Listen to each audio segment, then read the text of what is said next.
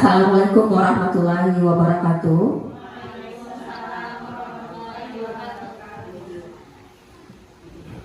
Selamat siang Bapak Ibu semuanya. Apa kabarnya Bapak Ibu hari ini? Alhamdulillah ya. Insya Allah semuanya dalam keadaan sehat.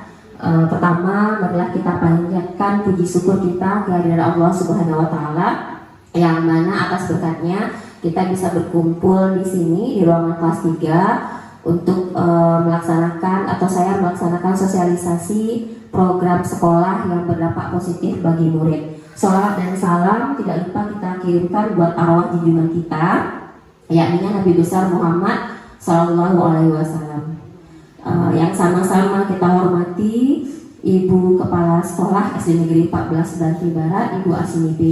Yang sama-sama saya hormati adalah Bapak Ibu yang berkenan hadir pada siang hari ini, yang dengan senang hati meluangkan waktunya untuk mendengarkan selama 5 menit sosialisasi program yang berdampak pada murid. Baiklah Bapak Ibu semuanya, kita langsung saja. Latar belakang saya dalam melaksanakan sosialisasi ini adalah berhubungan dengan program pendidikan guru penggerak yang saya ikuti selama hampir 6 bulan ini, itu tentang membuat aksi nyata tentang melaksanakan atau menciptakan sebuah program yang berdampak pada murid, berdampak positif pada murid. Dan kebetulan setelah melaksanakan analisa dari keadaan murid-murid kita, itu saya menciptakan program yang insya Allah nanti akan sama-sama kita laksanakan. Program ini saya namakan Sabu Saka, Bapak Ibu. Sabu Saka itu adalah singkatan dari 1 bulan 1 karya.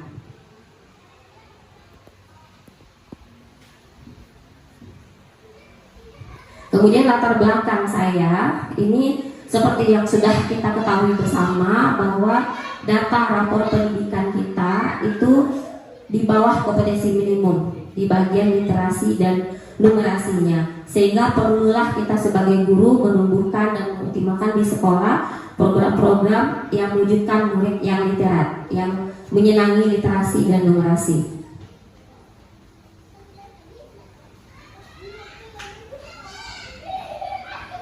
Nah, adapun tujuan kita dalam melaksanakan program ini melalui program Sabu Saka atau 1 bulan 1 karya, kita dapat mewujudkan murid yang gemar membaca, menulis atau menceritakan kembali isi buku atau informasi yang mereka dapat dari kegiatan literasi. Lalu melatih keterampilan yang dibutuhkan murid dalam proses pencapaian tujuan akademik dan non akademiknya.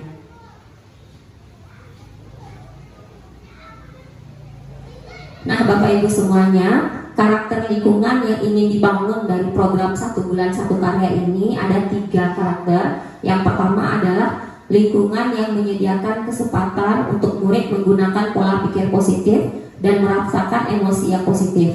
Yang kedua, lingkungan yang mengembangkan keterampilan berintegrasi sosial secara positif, arif dan bijaksana, di mana murid akan menjunjung tinggi nilai-nilai sosial positif yang berbasis pada nilai-nilai kebajikan yang dibangun oleh sekolah. Dan yang ketiga, lingkungan yang melatih keterampilan yang dibutuhkan murid dalam proses pencapaian tujuan akademik dan non akademiknya. Nah itulah 3 karakter lingkungan yang akan kita bangun.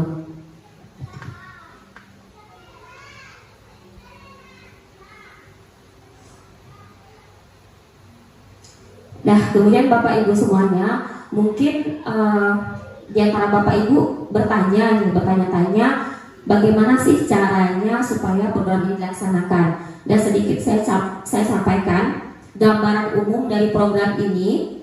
Itu nanti setiap kelas, terutama kelas tinggi ya Bu, 4, 5, 6, itu mengadakan sosialisasi dengan murid-muridnya tentang, kita petakan dulu murid-muridnya itu sukanya apakah membaca, sukanya berpuisi, bercerita, atau membuat anime-anime yang sekarang lagi musim. Setelah dipetakan nanti, kemudian Bapak Ibu menyuruh atau membuat kegiatan membaca selama 15 menit sebelum pembelajaran.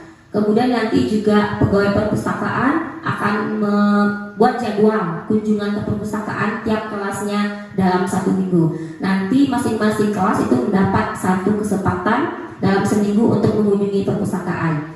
Nah, kegiatan ini dilaksanakan Senin sampai Jumat, baik itu di pojok baca setiap kelas maupun nanti di kunjungan perpustakaan. Nah, setelah itu setiap hari Sabtu di akhir bulan nanti anak-anak kita akan membagikan informasi yang mereka dapat dari kegiatan literasi mereka, baik itu di kelas maupun di perpustakaan, dengan menyampaikannya lewat puisi atau lewat cerpen atau lewat storytelling atau misalnya membuat komik atau anime.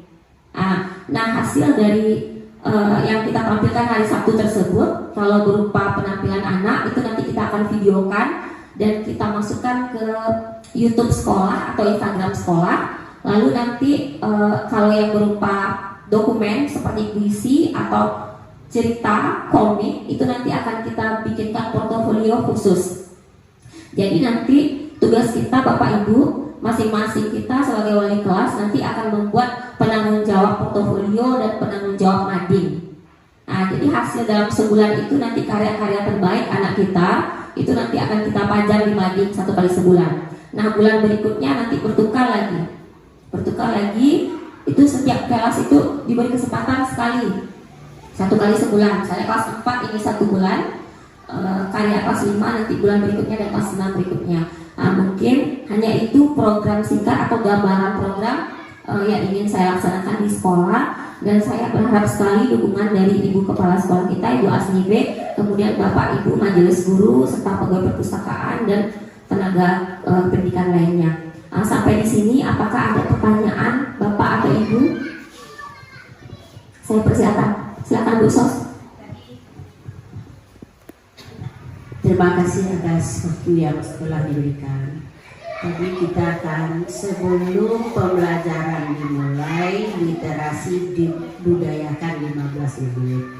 Pertanyaannya, literasi itu menyangkut dengan pembelajaran pertama atau boleh literasi dari hal-hal lain, misalnya dari cerita-cerita. Terima kasih. Assalamualaikum warahmatullahi wabarakatuh. Nah, baiklah Bu Sos, terima kasih atas pertanyaan yang luar biasa ya. Mungkin kita bingung gitu mau membacanya bukunya yang berkaitan dengan materi pelajaran yang pertama atau yang bagaimana. Nah, sebenarnya boleh-boleh saja Bu, yang berhubungan dengan materi kita. Tetapi akankah lebih bagusnya kalau materi tersebut itu berupa buku-buku cerita atau ensiklopedia yang ada di perpustakaan. Untuk itu kita aktifkan kembali pojok baca kita. Bisa jadi nanti untuk memperkaya buku kita di pojok baca, kita bisa minta di paguyuban kelas masing-masing sumbangan atau bagaimana, atau nanti kita bisa bertukar buku sekali seminggu di perpustakaan. Setelah baca 20 buku di perpustakaan, tukar kembali seperti itu Bu. Bisa, alangkah baiknya itu buku yang tidak dengan pelajaran. Ada pertanyaan lain Bapak Ibu?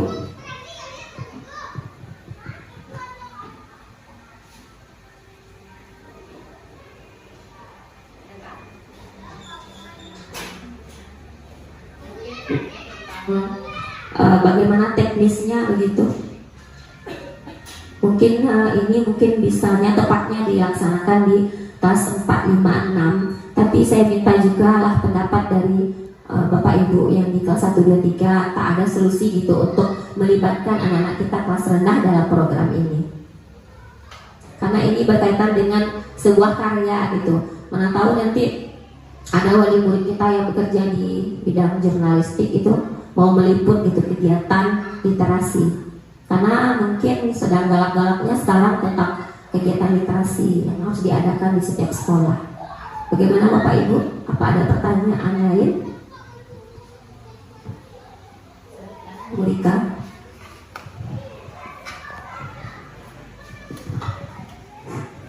Terima kasih banyak atas kesempatan yang diberikan kepada saya oleh Ibu Dika Ayunia. Nah, di sini mungkin dikatakan bertanya iya, dikatakan masukan iya juga.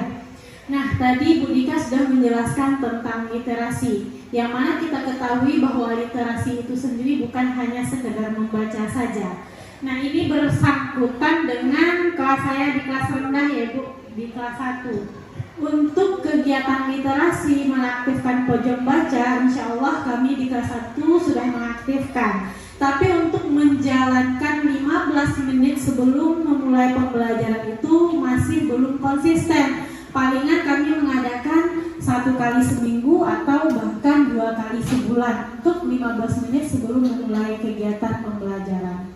Nah, di sini yang sama-sama kita ketahui bahwa di kelas 1 itu kalau untuk membaca mereka masih terbata-bata, bahkan mereka belum bisa memahami apa yang mereka baca.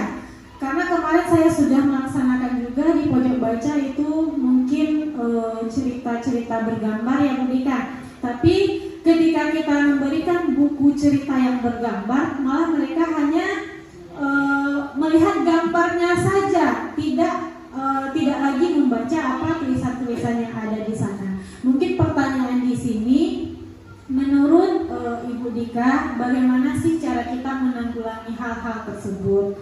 Terus kalau masukan kita terkait dengan mengadakan mading atau yang disebut tadi sabusaka, 1 bulan 1 karya. Nah, ini sangat menarik sekali ya, apalagi di dalam kurikulum Merdeka, karena kita butuh karya.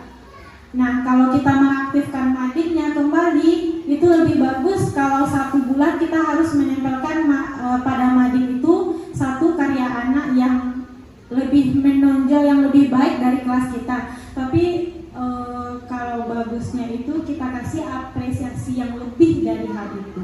Mungkin sekian saya ucapkan terima kasih. Assalamualaikum warahmatullahi wabarakatuh.